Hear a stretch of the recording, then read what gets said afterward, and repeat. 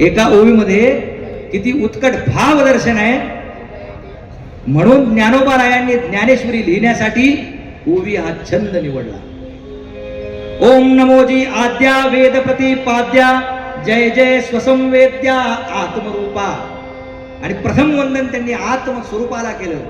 आणि नंतर देवा तुची गणेशू सकलार्थमती प्रकाशू म्हणे निवृत्ती दासू अवतारी जोजे.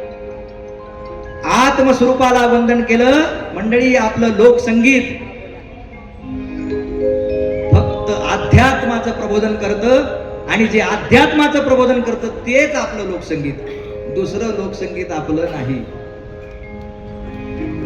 आमचे गुरुजी म्हणायचे, लोकसंगीताचं शरीर जरी मनोरंजनाचं असलं,